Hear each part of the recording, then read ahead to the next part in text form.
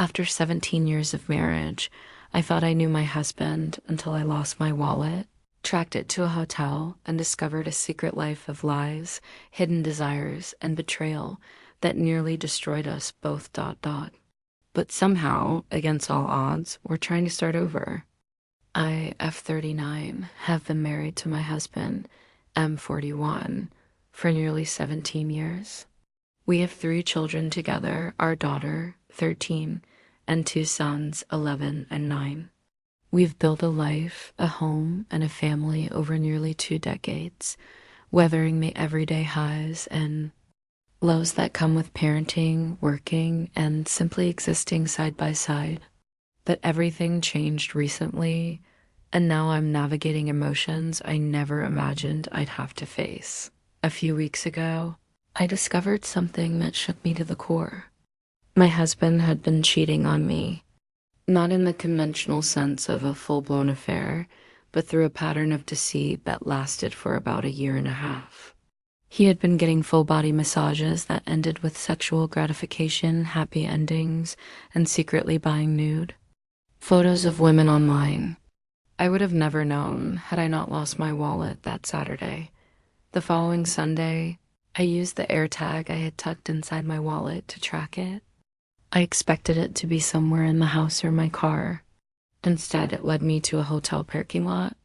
As I pulled into the lot, my heart stopped. I saw my husband's car parked right there.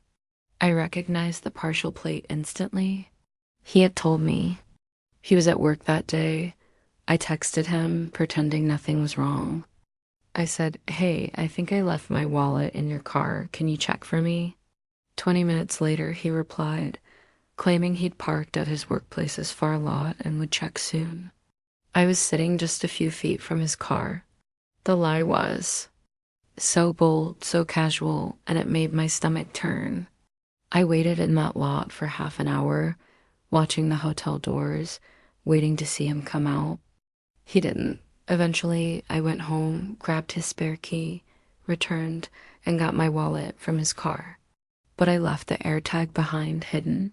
Later, when he video called me from work, I saw the background of his actual workplace and confronted him. I told him I'd found my wallet in his car at the hotel. The moment the words left my mouth, he knew. He was caught. He started apologizing profusely, said it was a mistake, that he didn't want to lose me. He tried to explain, but I shut it down. I didn't want lies or excuses. I wanted the truth. I wanted clarity. I wanted the man I married to face me with honesty. That evening, I asked a million questions. He told me, or at least claimed, everything. He said he had started going to massage parlors about a year ago because he was stressed and needed release. It wasn't an emotional affair, he emphasized. It was random women, different each time. No oral, no full sex, just hands. Like that somehow made it better. It didn't. The trail ran deep. I felt hollow. Not just because of the cheating, but because for years I thought my husband had a low libido. I had convinced myself that he just wasn't interested in sex. Meanwhile, I was struggling with my own urges and feelings of rejection. I wanted to touch him, be intimate with him, connect. I thought I wasn't enough. I thought maybe I was too tired, too busy, too stretched by motherhood to be sexy in his eyes anymore. And yet here he was, going to strangers and paying them to do what I longed to do myself. So many thoughts flooded me. One part of me wanted to pack up, take the kids, and move out of state, start fresh, and never look back. But another part of me hesitated. I still loved him.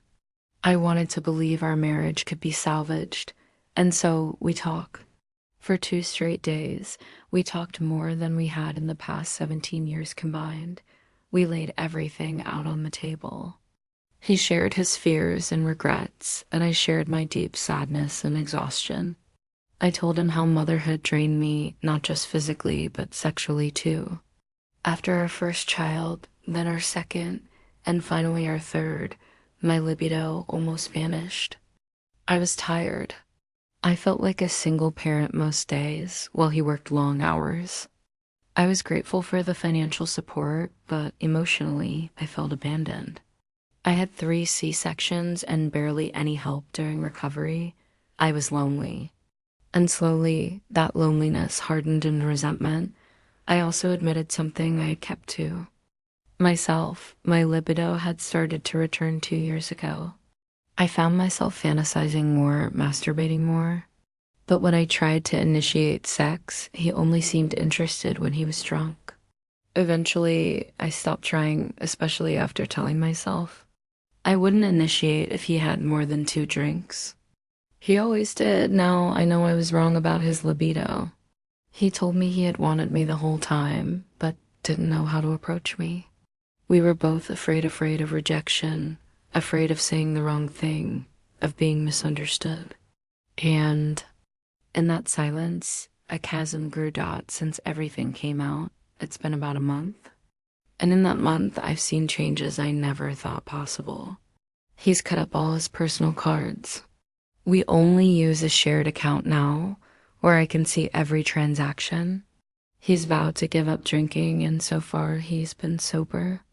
I had no idea he was hiding how much he drank, often driving home under the influence. That realization alone terrified me. He's also deleted all of his social media apps except Facebook. No more buying pictures. No more secret DMs. He knows I left the AirTag in his car. I told him. He accepted it. He said he'll do anything to regain my trust. We've been rebuilding slowly, tenderly. We've been facing stressors together, like dealing with insurance and phone companies, things that used to overwhelm him alone. We're a team now, and that feels new. And yes, we've been more intimate, more than we've been in the past 10 years. We've had sex 12 times this month. I've kept track. But it's not just about the numbers. It's about the energy between us, the longing, the playfulness, the way he touches me now, like he's rediscovering who I am. And I feel the same. Like we've gone back to being teenagers in love, only this time with the wisdom and pain that comes with age. We've started showering together again. We laugh more. We listen more. The old version of our marriage, the one full of resentment, silence, distance, that marriage is gone. And honestly, maybe it needed to die for something better to be reborn. I don't know what the future holds. There's still pain. There's still doubt. Trust doesn't come back overnight. But we are trying. And for the first time in a long time, I feel hopeful. We're not rebuilding what we had. We're building something new. And maybe, just maybe, that will be stronger than what we lost. Time will tell.